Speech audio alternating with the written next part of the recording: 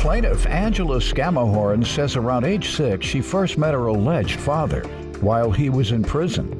Angela claims on her father's deathbed he insisted she had no siblings, so she was shocked when the defendant claimed to be her half-sister, and that's why she petitioned the court for a DNA test. Defendant Candace Shoup says she first met her father on her 7th birthday, but they lost touch after that, and she searched for him for years. Candace truly believes Angela is her half-sister, and she's eager to get some closure today. And ma'am, you've petitioned the court for a DNA test to determine whether you all are siblings, is that right? Yes, Your Honor. All right, give me some background on how we came to this point. When I grew up, I was raised by my grandparents, believing that they were my mother and father. My dad had got with my mom when she was 16, so they thought that it would be best for me to live with my grandparents with the lifestyle that my dad had at the time. And whose parents were they, your mom's or your dad's? Yes, they were my mom's. Okay. Yeah, They legally adopted me. When I was born, I went home with them. When I was around 5 or 6, my grandpa told me to come on. We were going to go to the zoo.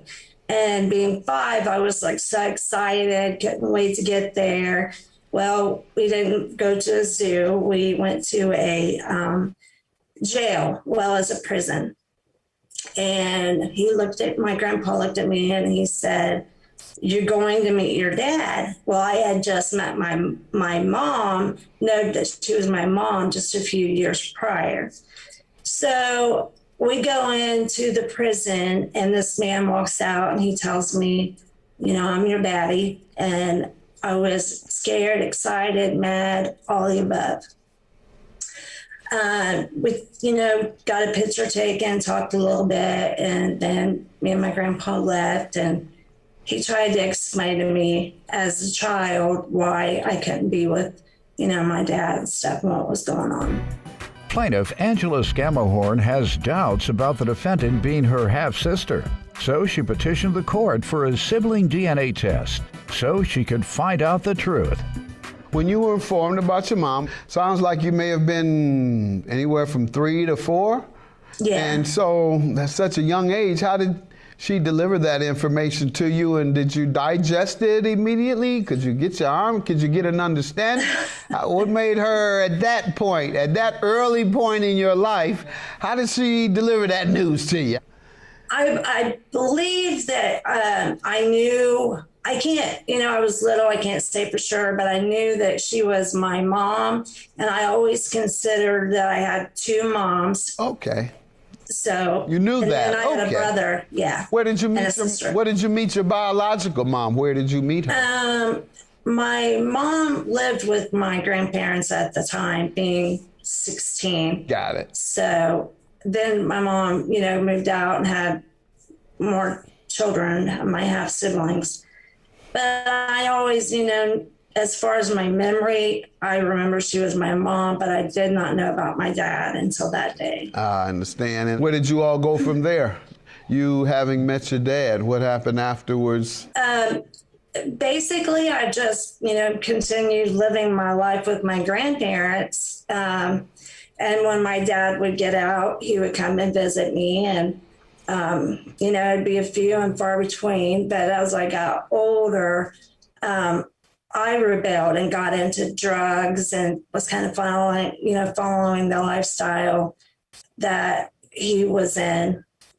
I got into drugs and ran with him home, went to juvie. I mean, it was just I carried a lot of anger toward them. Towards your grandparents or your dad or your mom or who? My dad and my mom. Why did you feel anger? You felt that they had somewhat abandoned you? Yeah, I've had abandonment issues pretty much until about 5 years ago when I met my new husband. Weren't you ever given some explanation that may have explained their absence in a way that could comfort you and not cause resentment? Perhaps they said, they were on drugs and I know you were too young at that time to understand all that at age 6, but at any point, was all that explained to you and give you any sense of understanding? My grandpa explained to me that my dad's lifestyle wouldn't be safe for me. I would be, I can't really go into, what was going on, but it was a situation that I could have been, hurt or something. So they protected me. And my mom, she got married and had children, but she was still young. And so they just felt like it would be best for me to stay with my grandparents, and I would go visit my mom. And when my dad, as I got older, Judge Mathis, when you have two different lifestyles, you kind of clash. So I was doing drugs, he was clean. He was doing drugs, I was clean. So we just didn't meet in the middle until a year ago. Is he still alive, your dad?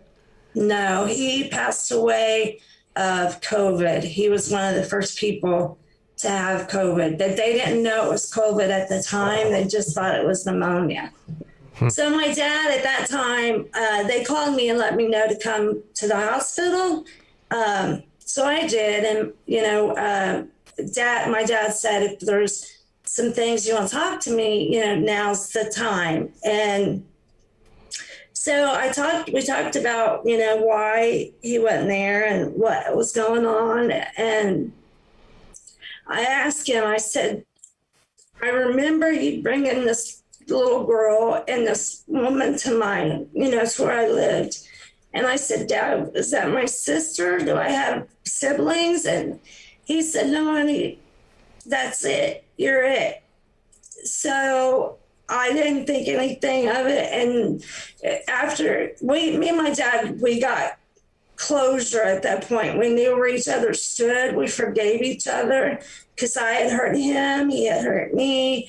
So we just, thought we were going to work on our relationship when he came home. But he didn't come home. He passed away.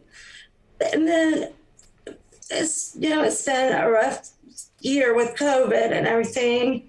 And then I get this video from a relative telling me, that my sister wanted to talk with me. And she told me that she had looked for Dad and found the obituary. And somehow she got a hold of my relative. So I have been very skeptical. I asked my dad, do you have any children? No. I asked after, Dad passed, I'm like, And this is after Candace reached out to you? Yes, she reached out to me about a year prior to your dad dying. Okay. Yes. Plaintiff Angela Scammahorn has doubts about the defendant being her half-sister. So she petitioned the court for a sibling DNA test so she could find out the truth. Let me hear from you. Give me some background, Candace. Yeah, I never did know my father at all. My mother, like Angie went through, I ended up meeting my father on my 7th birthday. I can either go to school or I can go see my father for the first time. So I took the choice to go see my dad.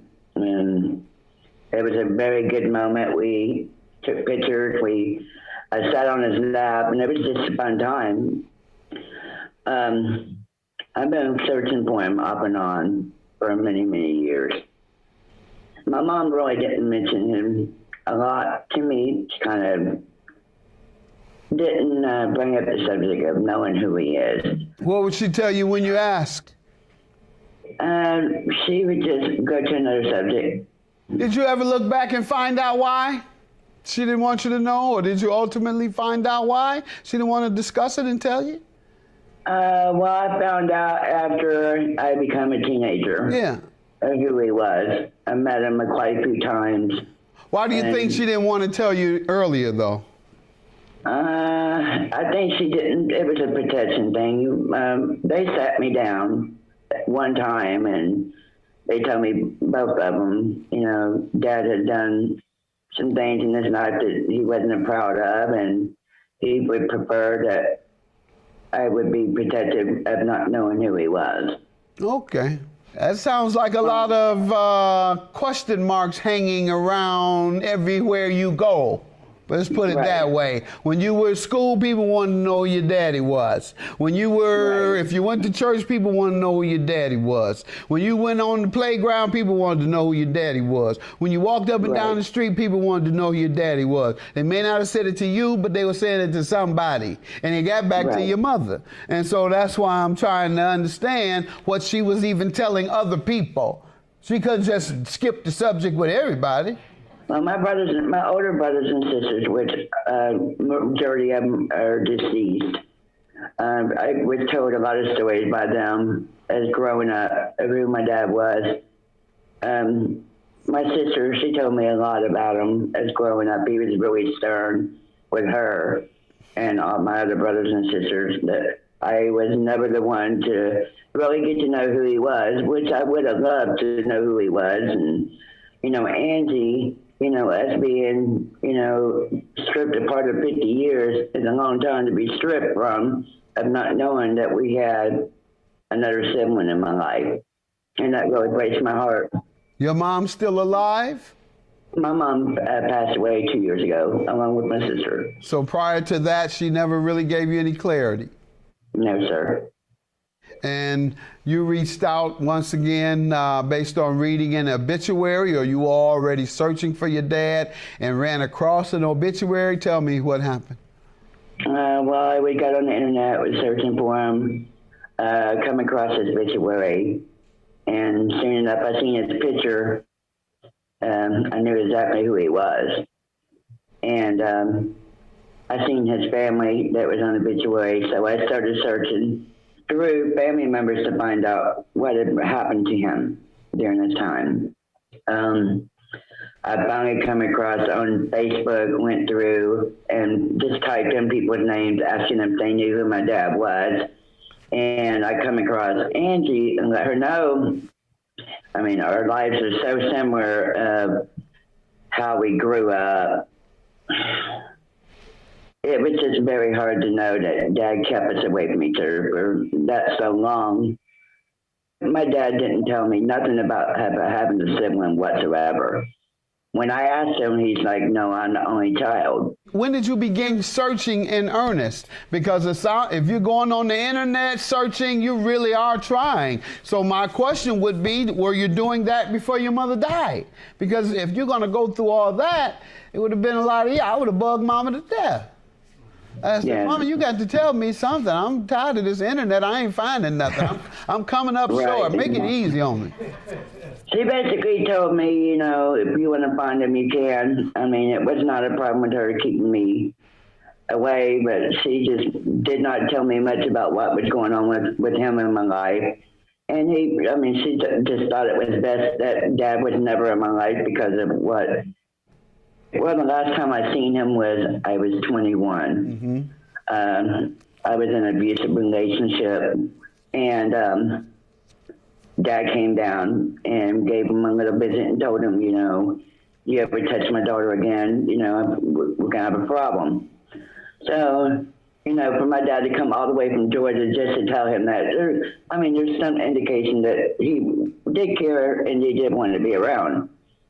I did talk to him quite a few times, but we lost contact after his phone went disconnected. So yeah, if he traveled cross country to protect you from a woman beater, this is the dad in discussion, right? This is Angela's dad you're making reference to as well? Yes. Okay.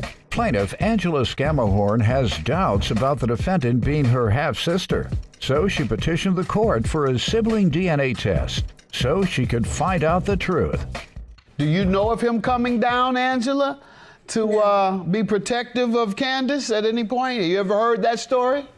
I've never heard of her. The only memory I have was when he brought the woman and the child, and then he denied it after it happened, you know, and then he was. But what sick made you think the child was his just because he brought a child with him to introduce you? He could have been introduced you to your cousins, his brother's daughter, and his brother was at work. So let me take you and introduce you to your cousin. I don't know. I'm just saying what gave you the impression it might have been your sister, or when you reflect back. Oh, he said it. He told me that this was my sister. But after, and they didn't stay very long, he brought her. I don't know who it is. I At don't the know. end of life, he changed his story. Is that what you're saying? He changed it right after it happened. Like, I would ask him questions and he said, no, that never happened. No, that never happened. So I had no indication that I had possibly had a sibling, from him. Okay, so, well, let's see what we have here. And you all have been in touch how many times? We've talked on on Facebook. She was calling me like a lot, and I blocked her because I thought it was I was very skeptical and weird. Who else would know this? Your mother, she's deceased? I can't recall. My mother's alive, and she doesn't know anything about my dad having any other children. Your mother, everybody said no. And your mother, what? My mother's deceased, along with my father. 2 years ago, wasn't it? Yes. Yeah, and she had never given you any information, essentially. Oh, no, she just told me that was my dad, and that was just point blank. Yeah, I wish she'd have been a little more thorough, because this says you're not. Yeah, so wish folks would have given you a little more clarity, ma'am, because we don't have that clarity today, and the DNA test says that you all are not sisters, you're not related. God bless you both. Thank you, Judge. Yeah.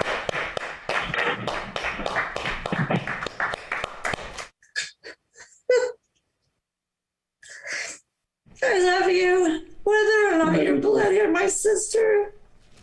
You need to talk to your mom. I know he's our father. He's not your dad. He just wasn't. I mean, but that doesn't change. He's gone. That doesn't change how I will be with you. You are my sister, but you're gonna have to come to the point to realize that you biologically wasn't his. And I'm so sorry for that, sis. I'm so sorry. I'm just hurt. Plaintiff Debbie Impaduglia grew up in the same building as the defendant, but she never knew her own father. After Debbie took an ancestry test and realized she was half Italian, the defendant started to believe they may share the same father. So Debbie petitioned for a sibling DNA test. Defendant Donna Cohen Wilson says her father was a mailman who had an affair with her mother. And as soon as she learned Debbie was half Italian, she put two and two together and realized that he just may be Debbie's father too. She's eager to learn the results of the DNA test today. We're here today for a DNA test. Yes. To determine if the mailman is your dad. Why you laugh? Now, why I y'all love laugh? you, Judge. I love you. And that's what it says Yeah. here. Huh? Yeah, it's just funny the way you don't only deliver the mail. Oh, he delivered more than mail. That's what she said. Delivered more than mail? Yeah. Oh, we'll see. For sure. We sure would. Let me get some background from you. Yes, Okay, ma'am. my name is Debbie Impaduglia. I grew up in Coney Island. Me and Donna's been friends since I was 4 years old. She was 2 years old. I'm 63. We lived in the same building from little girls. And I never knew who my dad was, but Donna knew who her dad was. So I decided to take an online DNA test. And it came back that I'm half Italian. So I told Donna, and Donna said, my dad's Italian, and he was a mailman. I go, wow, one of my mother's close friends told me that my dad was a mailman too. So Donna showed me a picture because her dad was in her life, and she thought that he looked like me. I don't know if he looks like me, but I showed it to a few family members, and they said he does.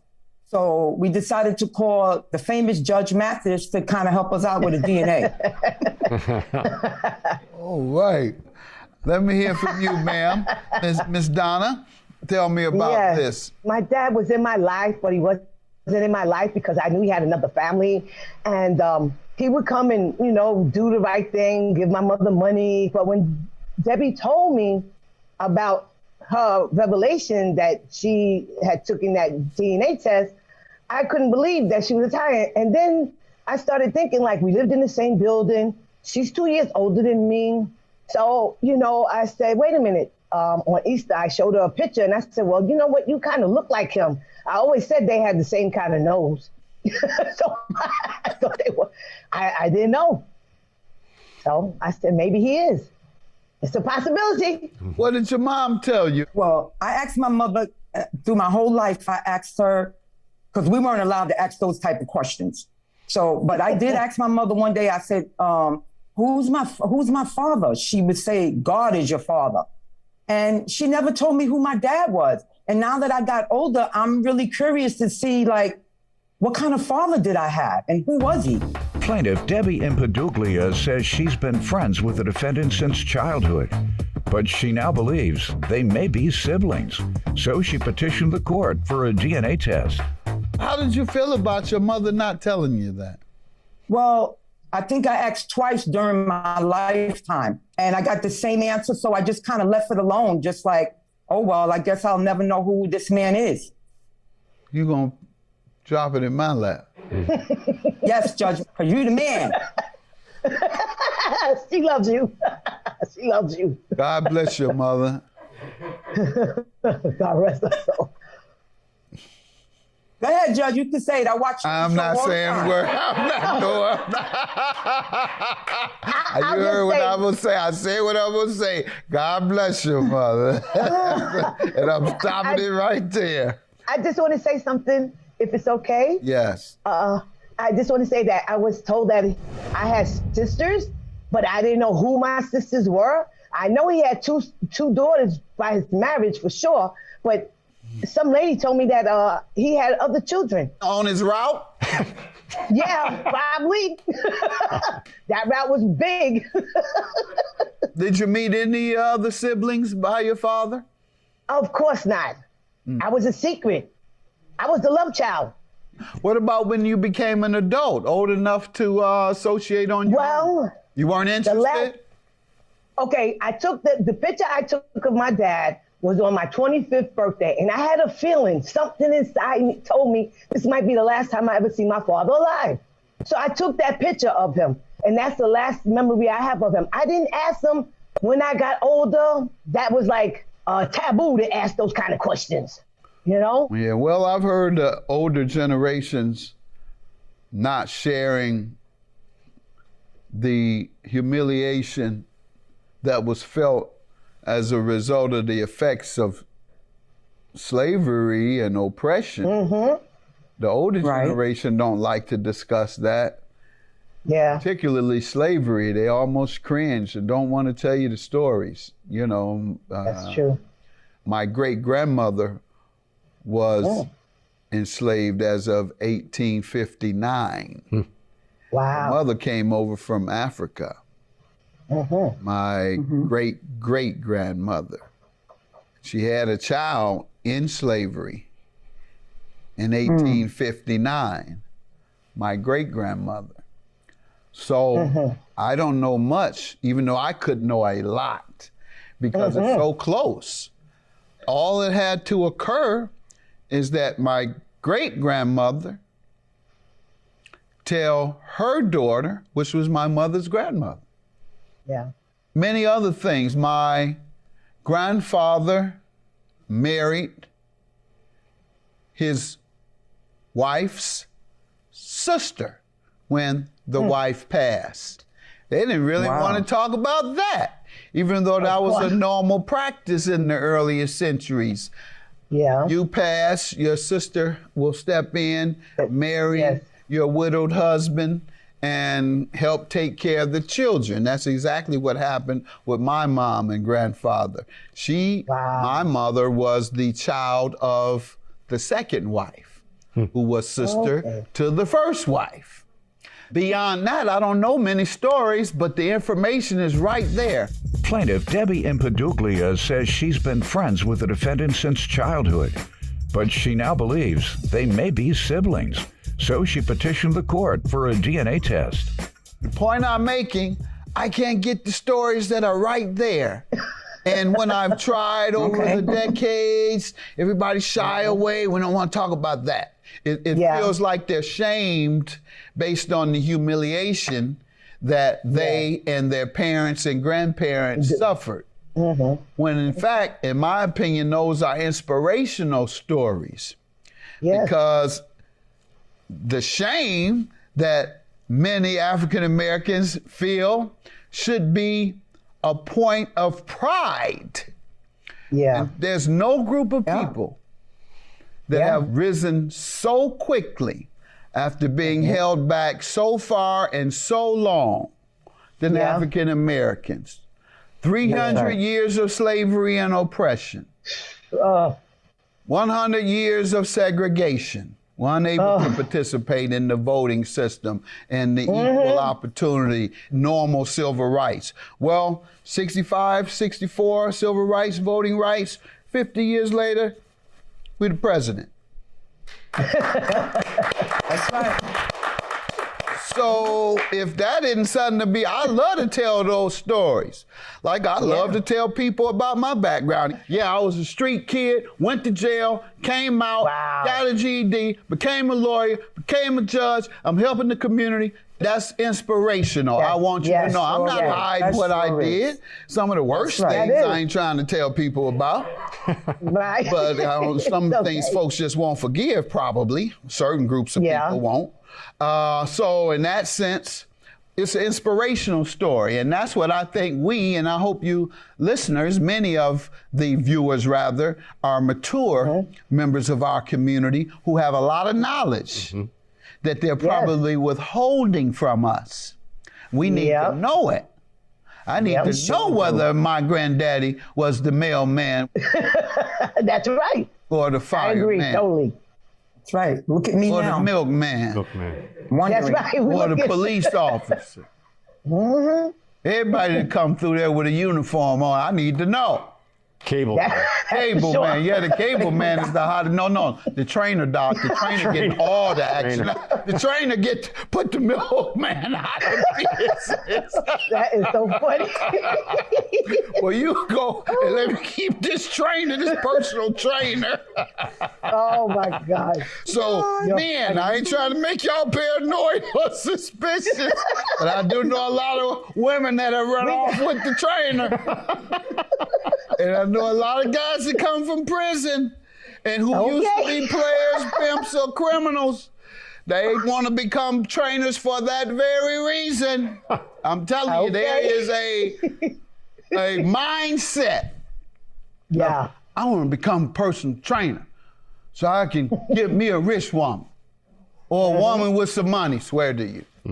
That's a mindset. Of course, they do that today. Yes, that's what I'm saying. That's a hustle. That right now, that's part of some wannabe or would-be hustlers' mindset. They're going to hustle. They're going to become a trainer so they can hustle up on some women with money. The trainer is king. And how long have you all been under the impression that perhaps you all were sisters? How long has that been? Since I took the DNA back in 2020. Just then, huh? That's the... Yes. Yeah. Okay. All right. Let's find out if you're related. So you all gonna maintain your friendship, obviously, even if you're not siblings? Yes. Yeah. Definitely going to maintain our friendship. We got a story to write, Judge. Yes, and you all seem to be very fun-loving ladies, so you all could enjoy each other's friendship. That's the sweetest thing you could have said. You made my day. Yeah, no, you are. Thank you, Judge Anybody that can deal with this nonsense that I'll be talking about and having fun with, that means you're fun-loving. No, it's not nonsense. It's all good. It's all good. Oh boy. For man, I'm just thinking, me and you got uniforms. That's right. I'll leave that alone. That might be why we getting chased. Maybe that's why I've been thinking they chasing me for my good looks. when I'm out speaking. I said, well, maybe they like the speech. Married. Maybe it's something about me. You know what you've been thinking all this time? All this time. We used to call them, I don't think nobody should claim this category. Maybe it doesn't exist. But we used to call them uniform freaks. We did. I mean, that is a saying among urban men for decades. I don't know if it's wrong to say that or not. If it is It's offensive, not, because you know what? That's true. Thank you. It's true. It is. I've heard him say that. That's great. I've heard it. It ain't just me. That's right. All right. If I get in trouble, y'all getting in trouble too.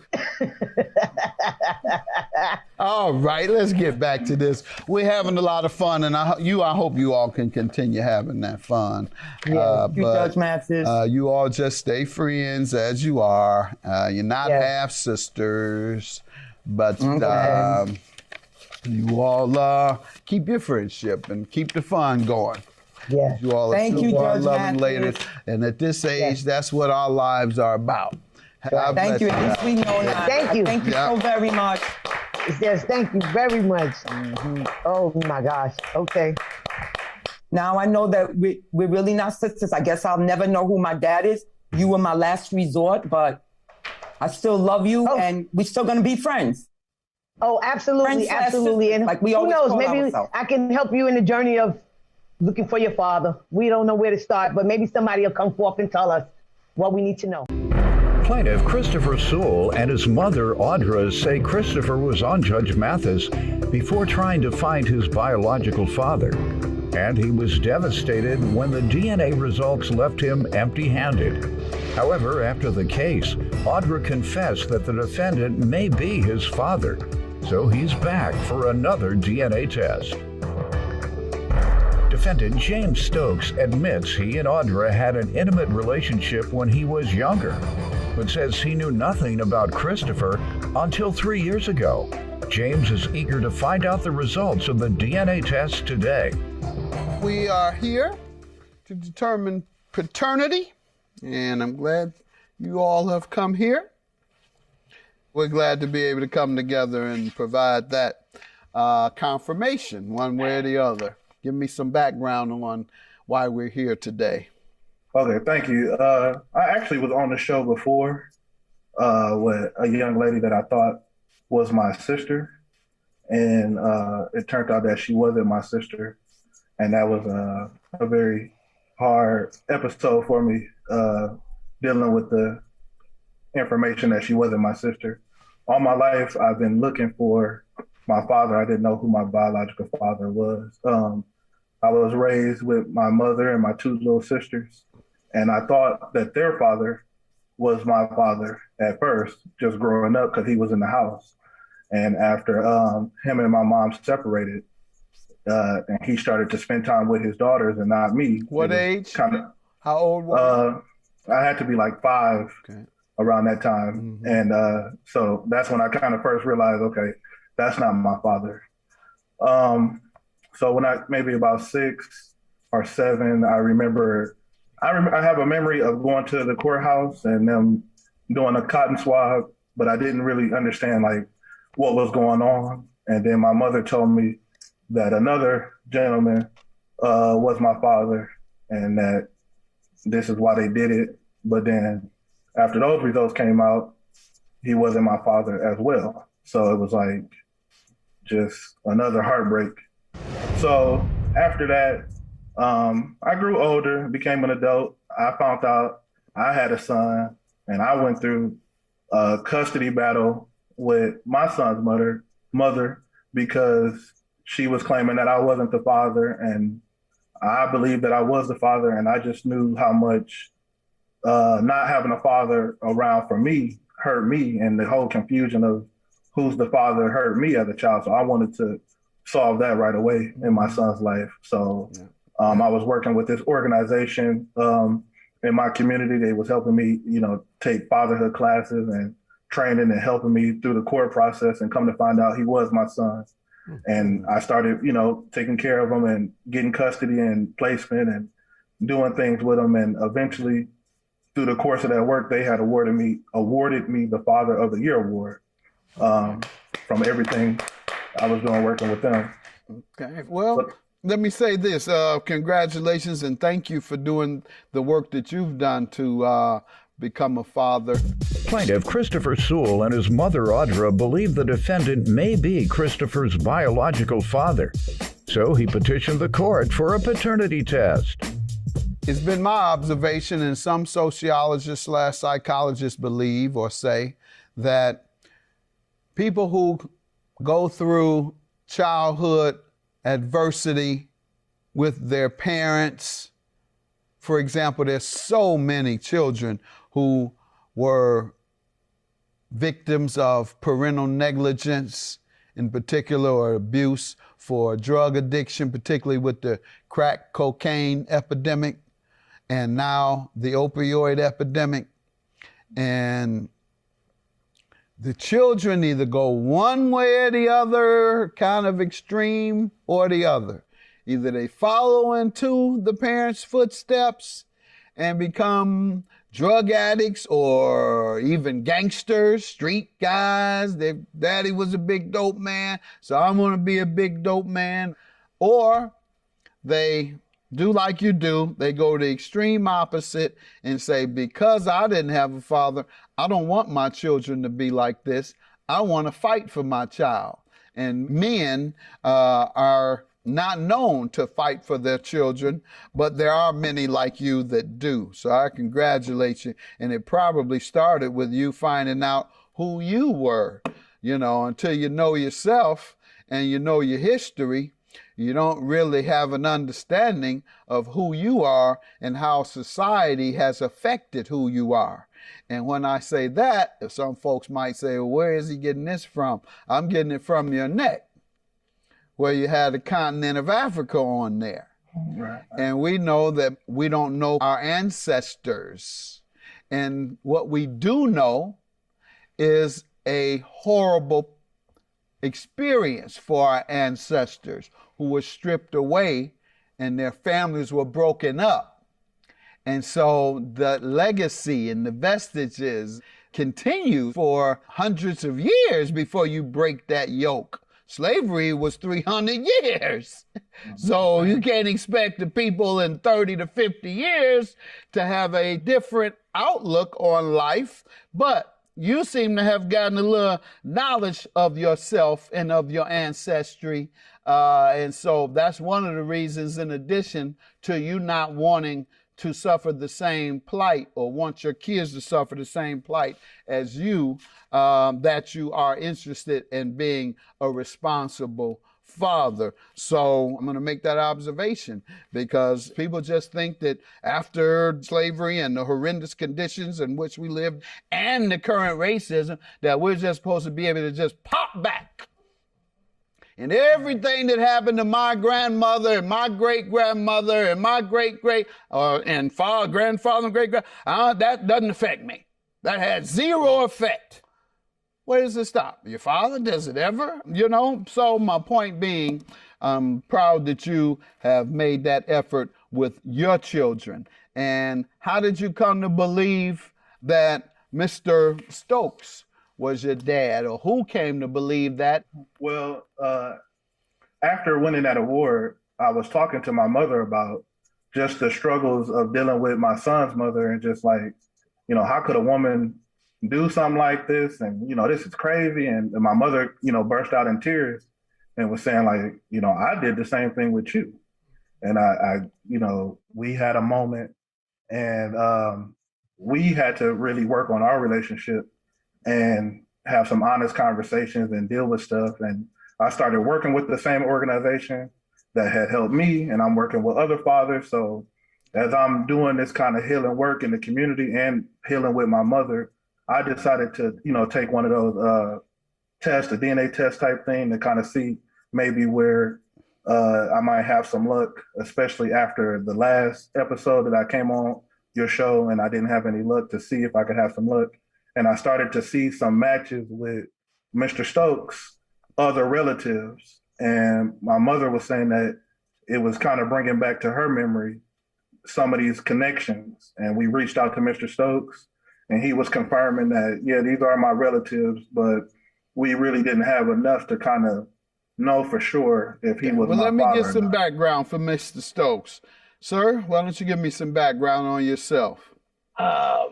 What do you know about yourself? You look like your jury says. Africa. Oh, It's you got Africa too? Well, that's Yes, your sir. son. All right. There you go. You have the knowledge of yourself and your ancestors. Plaintiff Christopher Sewell and his mother Audra believe the defendant may be Christopher's biological father. So he petitioned the court for a paternity test. So go ahead. I come from a very large, tight-knit family on both sides of my mother and my father. And I have myself been through multiple times of this situation with paternities and children. You know, as growing up, What you mean? Everybody's saying that you their father? What you mean you getting that multiple times? How many people claiming that you were their father? Why you get all these people approaching you? Well, I was in the military, and the only thing I really did was I was interested in. Colin Powell was in the military too. He's one of the greatest leaders of our people of our time. Go ahead, don't put it on the military. Well, growing up, that was my thing, either sports or girls. It wasn't much else that I was interested in. And and you didn't get anywhere with either of them. No. you didn't play no pro sports. Nah. And I promise you ain't been married. I've been married. I was married for 20 years. You were married. Now, okay. Yeah, we just got a divorce last week. Like I said. No, I'm just kidding. All right. And so that's the life you lived when you were younger.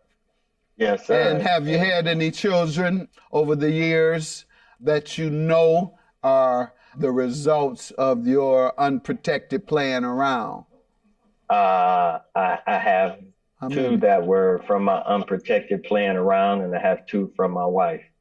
All right. And I confirmed those two, and I went to court, paid the child support, and took made your sure that responsibility. they were around my family. Good. And I believe I'm a good father, but I ain't never heard nobody say I'm a good husband, no. You heard people say that? Once or twice. All right.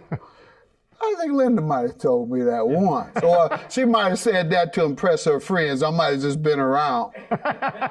And then when she left, she said, that dirty son of a... You won't do nothing around this house. Got me doing everything. He's sitting up watching ESPN and CNN, and I can't even watch my stories or my housewives. He dominates the TV. All right, so that's the only complaints I might get. All right, and I'm so glad to clarify that you are a responsible father, and that's why we're here today. Give me some background on your understanding and the history that might have resulted in Christopher being your son. Well, me and his mom went to high school together, and in my unprotected playing around days, we collaborated on some physical things, and he did some ancestry stuff, and you had an entanglement. yes, sir. You had entanglements. Yes, all sir. right. You times. collaborate, yes. but how about some plain old sex? Whatever happened to that? All right. So in your collaboration, you may have had a child, and so tell me what happened. Did you all lose touch? And did you know she was pregnant? What happened? Tell me. I personally didn't know. I went back in further deeper into the military, and I'm not sure what happened with her and things that were going on in her life. And when I came back home, we ran across each other. We just sort of chit-chatted as, being schoolmates and classmates. We never even got into the topic of her having a child or me having children. And Really?